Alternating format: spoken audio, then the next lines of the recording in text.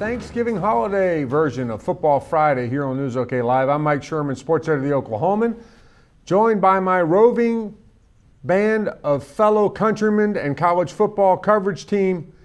They are scattered across the United States, and they're joining us to talk football. First of all, joining us, Gina Mizell. Gina, where are you at?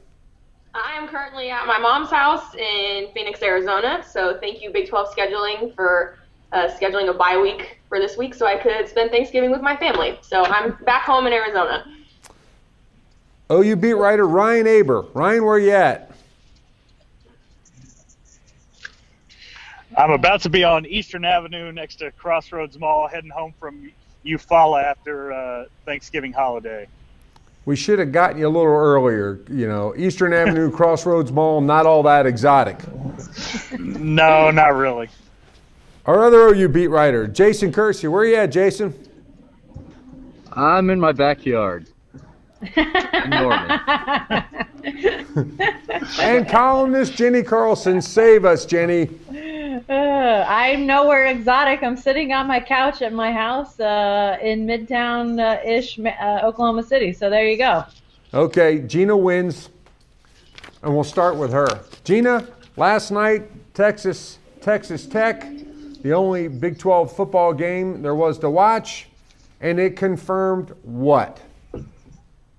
Overrated. That's what it confirmed again, which we've known for, I think, a few weeks now. But obviously Texas is still in a good spot to potentially capture the Big 12 championship. If OU wins Bedlam and Texas beats Baylor, then Texas would be the outright Big 12 champs, and they would go to the Fiesta Bowl. So obviously a couple things would need to happen, most notably OU winning Bedlam for that to come true. But Texas's resurgence kind of continues. I mean, they obviously stumbled against OSU a couple weeks ago and got completely outplayed in that game. But overall, after a really tough start, the Longhorns might have a pretty solid season. I don't know if it's solid enough for Mac Brown to keep his job, but certainly way better than I think maybe we all thought in late September, early October after those losses to BYU and Ole Miss. We've missed a lot of things this season. There's a bunch of stuff we've just whiffed on. But overrated in Texas Tech looks like a solid base knock. Doesn't it, Jenni Carlson? Thankfully, yes, since that was my picture under that gigantic headline. I mean, I didn't think that this would happen. I mean, I didn't think that Tech would go winless from that point on, but that's what's happened.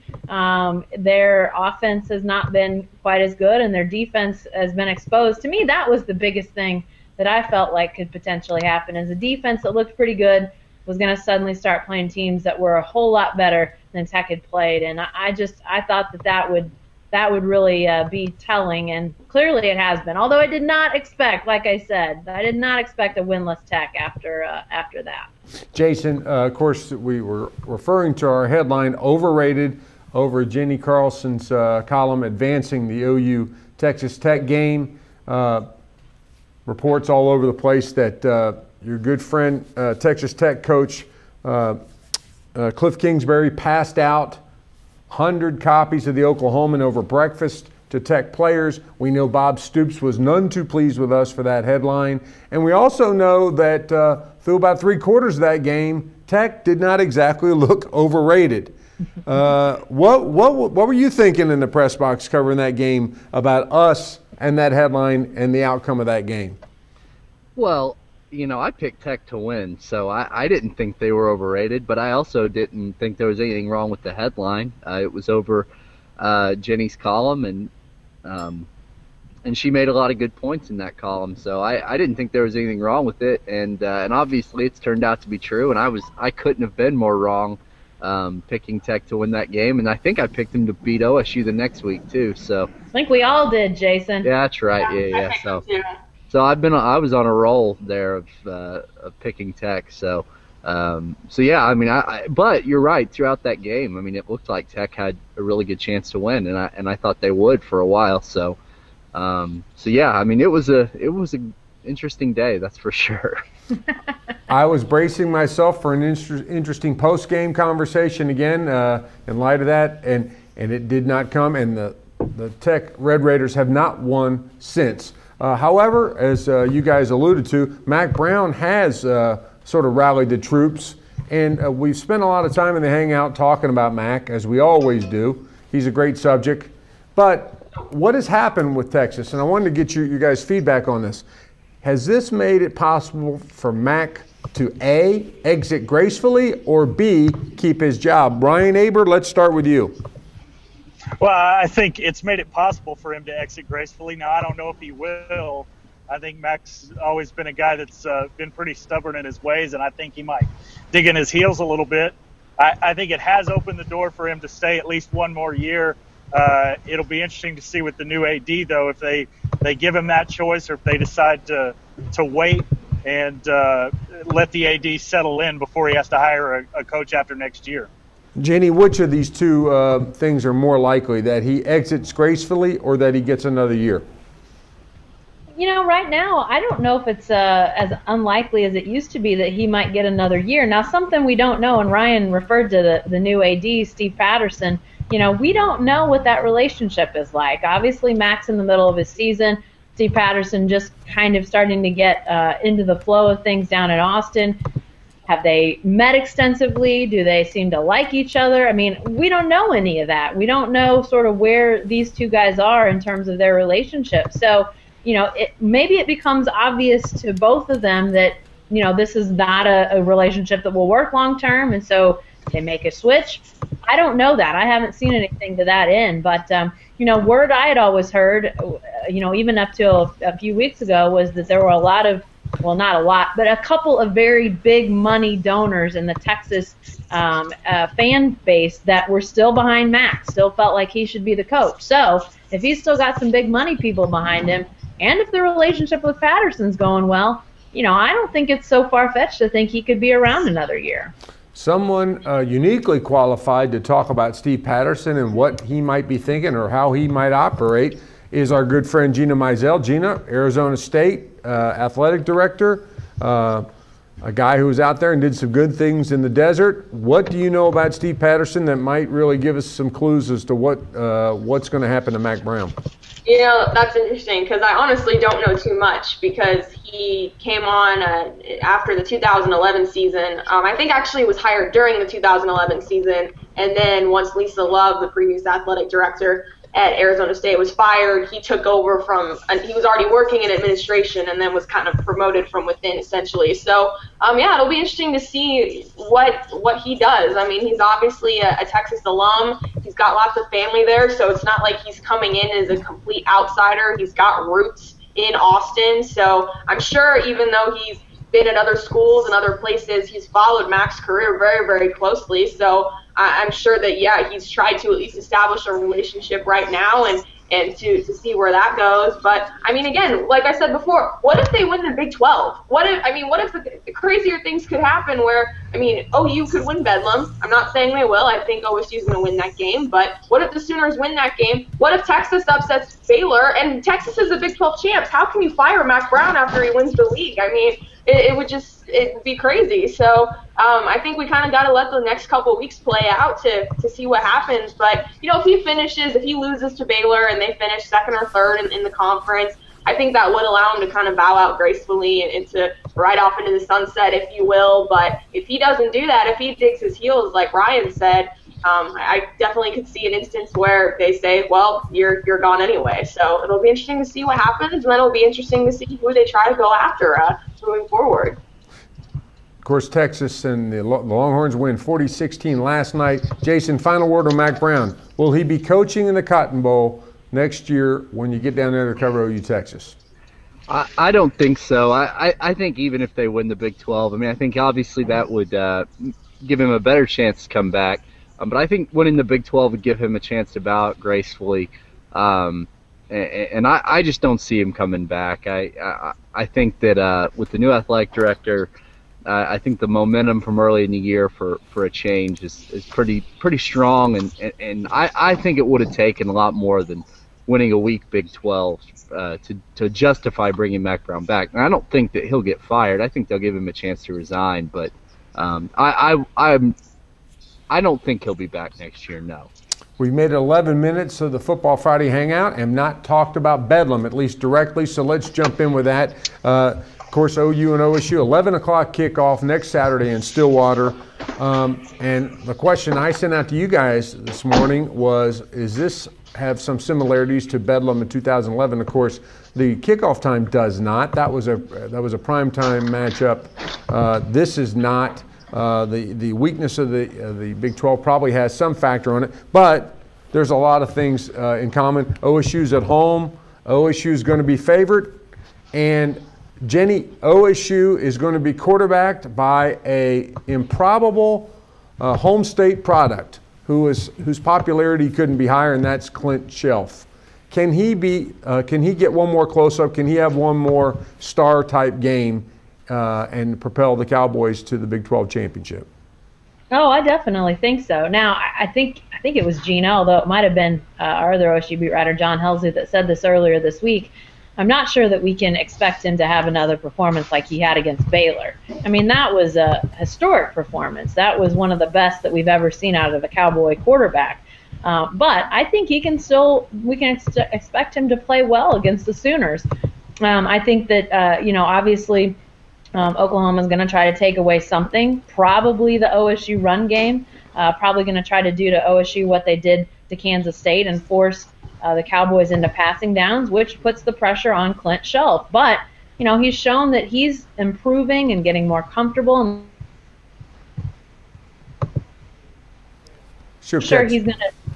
not so sure he's going to play like he did against Baylor. I'm not sure we can expect that. But I think he's still going to play really well against the Sooners.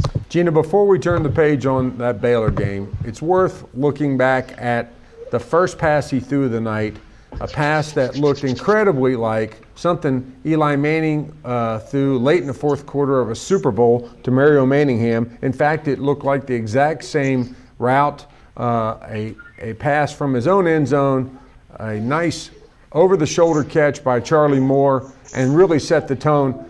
Is that the play of the season so far for OSU?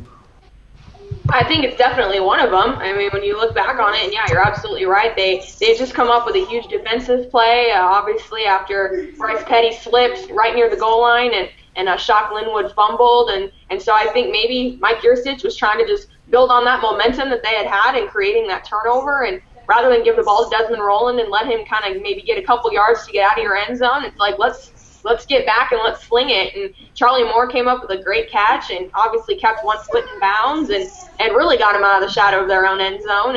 And that did kind of set the tone for that whole 99-yard drive. And the Cowboys never really looked back after that. So, yeah, that was a huge play in the game. And obviously any huge play in that game is going to be a huge play of the season, just given the magnitude of it. Jenni and Gina, of course, Gina refers to the call, the play by that Yurcich sent in, which was to throw out of his own end zone, which raises another question about Bedlam, Mike Gundy. Is it possible that Mike Gundy is the best headhunter head coach in college football? Let's look at the coordinators he's hired that have gone on places, and it looks like he's hit another winner in Mike Yurcich. Jenni, do you know anybody who does a better job of hiring his coordinators? Well, he's definitely done a good job recently, and I definitely think, with offensive coordinators being the trend of head coach hirings. I mean, somebody asked Barry and I earlier this week on Press Row about whether Glenn Spencer would be plucked out of Stillwater because of the defense's performance. And you just don't see a lot of defensive coaches getting hired as head coaches these days in college football. I'm not saying that's the right thing to do, but that's the trend.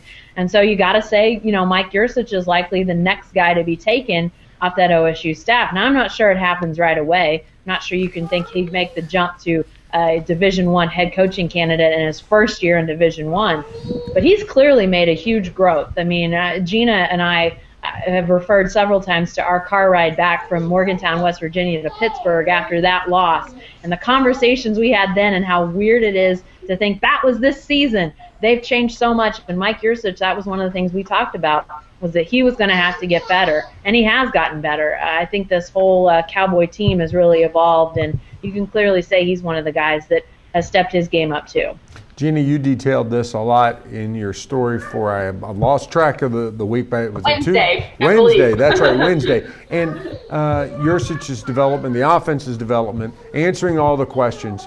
But really, just as far as the hiring of Gundy, he takes on some criticism for how he handles the quarterback, some other stuff, but the guy wins. He's got a heck of a program, but I think his hiring is the sort of the top of the ladder as far as his skills and what he's added to Oklahoma State. What about you? Yeah, I mean, and this was a different type of hire in that, when he hired Dana Holgorsen, obviously that was a totally established air raid guy to come in and bring his system. And then you hire Todd Monken, a guy who had been on the OSU staff before and had been in the NFL and obviously had a lot of experience, not quite as a coordinator, but at the pro level, at the Division I level, at Oklahoma State specifically. And then you hire Mike Yursich, a younger guy who's been in Division II, and essentially gave him his big break. And so the fact that he saw something in Mike Yursich and thought that this guy could come in and do well, I think just kind of speaks well to his ability to recognize talent, recognize guys who can come in and fit the coaching staff personality-wise and game planning-wise, and will be good with the players and good with recruiting. So, yeah, Yursich has done a heck of a job, and it's just crazy to think that after the West Virginia game, like Jenny said, and even after the Kansas State game or the TCU game, just how much criticism was thrown his way, and everyone saying Gundy was totally off base and stupid for hiring Mike Yursich. And now with the way that the personnel has kind of fallen in place, with Clint Shelf now at quarterback, Desmond Rowland now at running back, the offensive line switches they've done, you got kind of all that in place by Iowa State. And then over the last month or so, they've just really started to gel with the way that Shelf can throw and can run, and some new formations they've thrown in, running plays under center, and 2 tight end sets, which I've never seen during my time here, and just a lot of creative stuff that really I think has thrown other teams off balance. It's giving people a lot of stuff to look at on film, and even then they seem to throw out something new every week. So, yeah, Mike Yursich is kind of the epitome of how this offense has really evolved over the last month or so, and it's a huge reason why Oklahoma State is where it is, because the defense was always solid, and then you put the offense with it, and now it's the top 10 team, and rightfully so, I think. Guys, let's talk about the Sooner side of the Bedlam rivalry. Of course, Trevor Knight getting his first road start, a successful one at Kansas State a week ago on Saturday. Jason, does Trevor Knight look good enough at Manhattan to give Sooner fans, Bob Stoops, and others confidence that he can do the same thing in Stillwater, a place where Bryce Petty failed to deliver? I mean, I think it certainly helps. I think that it makes it a little bit easier to be confident in him.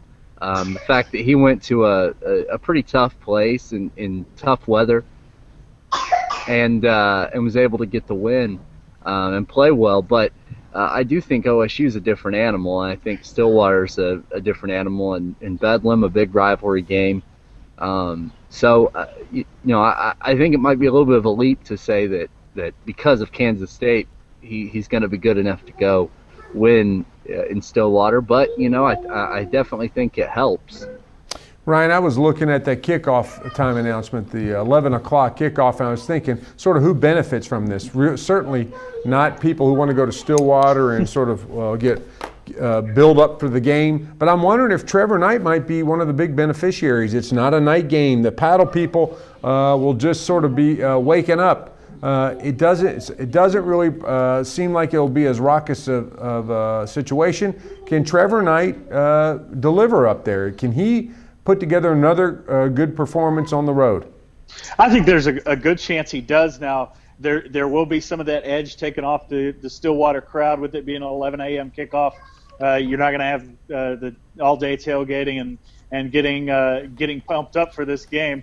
You have to be ready to go pretty early. But Stillwater, like Jason said, is a completely different animal certainly from Manhattan and from almost anywhere in the Big 12. The atmosphere will still be greater than anything he's faced on the road, certainly with possibly the exception of the Notre Dame game early where he only played a series. So you've got to like what you're seeing from Trevor Knight, though. He was able to keep composed early in that game, make some things happen, which OU hadn't been able to get anything going early at all. And then in that game, they were able to get some offense going quickly. Let's talk about coaching this year. Isn't it fair to say that Mike Gundy, in fact, not just this year, but the last 3 years, that Mike Gundy has done the better coaching job between these two coaches. Let's start with you, Jenny. Oh, sorry, you cut out. What was the question? I'm sorry. Well, we're looking at the Bedlam brothers and coaching. It seems to me that the trend is towards Gundy as far as who's the best coach in this rivalry right now. Well, I think that's probably true. Yeah, I mean, clearly Bob Stoops has done some things to try to get better. I mean, we saw him obviously demote a coach for the first time, fire coaches for the first time, make changes to his staff that he hadn't done before. So to me, that's a sign that he recognizes that there needs to be improvement and is trying to push those buttons to make that happen. But I think if you look at the talent level, I think you have to say OSU is getting better talent. And I think when you look at gelling that talent together to produce a product, I think you would definitely say that OSU is doing a better job of development and those sorts of things. So yeah, I mean, I think you definitely have to give Gundy the nod right now to what they're doing to potentially win a second Big 12 championship in 3 years. I think it just continues this what we already know, that OSU is not going anywhere. I think they're going to be in the mix for a while. Jason, you wrote a lot about how Bob Stoops changed, shook up, fine-tuned his staff, pick your own adjective. Mike Gundy did that very same thing last offseason when he moved Bill Young out as defensive coordinator and moved Glenn Spencer in. How have Stoops' changes worked so far?